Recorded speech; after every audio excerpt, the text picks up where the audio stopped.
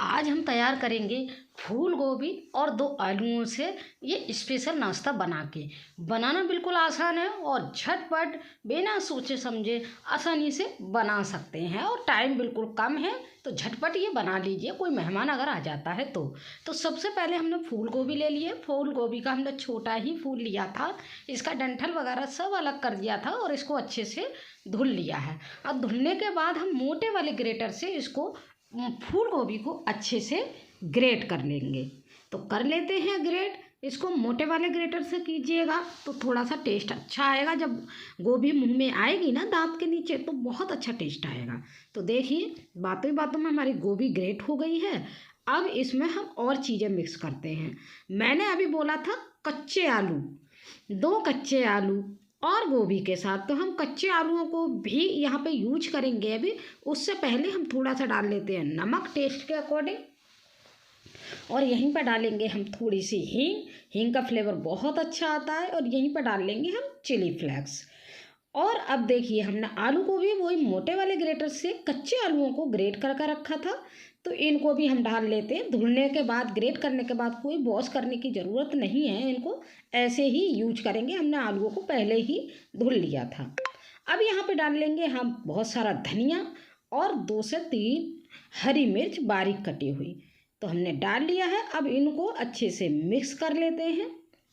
फूल गोभी और ये जो हमारा आलू है और सारी चीज़ें हैं इनको अच्छे से कर लेते हैं मिक्स। तो देखिए ये मिक्स हो गया है। अब अच्छी बाइंडिंग के लिए हम इसमें एक चीज़ और डालेंगे। पहले तो हम अच्छे से मिक्स करेंगे, बाइंडिंग के लिए डालेंगे हम इसमें बेसन। बेसन से ये हेल्दी भी बनेगा नाश्ता और बाइंडिंग भी हमारी अच्छी आएगी। तो देखिए हमने बेसन को 1 कटोरी लिया है, छोटी वाली कटोरी है, तो हमने जितना ज़रूरत है उसी हिसाब से डालेंगे। तो पहले मैंने आधी कटोरी डाला है बेसन और उसके बाद मैं अच्छे से मिक्स करके देख लेती हूँ। अगर हमें थोड़ा सा कम लगेगा तो हम और पूरा डाल लेंगे इसमें। तो देखिए हमने अच्छे से मिक्स कर लिया है, लेकिन थोड़ी सी रिक्वायरमेंट लग रही है कि बेसन और होना चाहिए, तो हम इसको जो बचा हुआ हमारा कटोरी में बेसन है वो भी डाल लेते हैं। तो टोटल मिला के ये एक छोटी कटोरी हमारा बेसन इसमें यूज हो गया है। तो हमारे इतने मिक्सचर में कम से कम हमने 7 से 8 नाश्ते बन के तैयार हो जाएंगे। तो देखिए ये मिक्सचर हमारा बिल्कुल नाश्ते के लिए रेडी हो गया है। मिक्स हो गया, बिल्कुल परफेक्ट मिक्सचर बना है हमारा। तो बस अब इसको रख देंगे हम साइड में और हाथों को कर लेते हैं वॉश। देखिए बिल्कुल परफेक्ट मिक्सचर बन के हमारा तैयार हो गया है। तो अब हाथों को पे हम थोड़ा सा ऑयल लगाएंगे और ऑयल लगाते हुए इस नाश्ते का हम शेप दे देंगे। मैंने टिक्की के आकार का शेप दिया है, आप इसमें कोई भी शेप दे सकते हैं जो आपको पसंद हो। तो देखिए आराम से थोड़ा सा मिक्सचर लेंगे, बहुत आसानी से इसका हम शेप दे देंगे, बिल्कुल आसानी से, बिल्कुल कोई झंझट नहीं है। तो इस तरह से हमने इसका शेप बना के तैयार कर लिया है।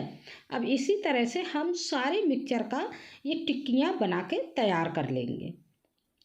तो लीजिए ये सारे मिक्सचर की टिक्कियाँ हमारी बन के तैयार हो गई हैं। ये लीजिए, तो हमारी मैंने बोला ना, तो आज 7 से 8 हमारा ये नाश्ता बन के तैयार हो जाएगा। तो अब चलते हैं कढ़ाई की तरफ। कढ़ाई गैस की तरफ। गैस में मैंने कढ़ाई ली है। कढ़ाई में बहुत, देखिए हमने बहुत कम ऑयल लगाया है मैंने, तो बस इसी ऑयल में इनको हम फ्राई कर लेंगे।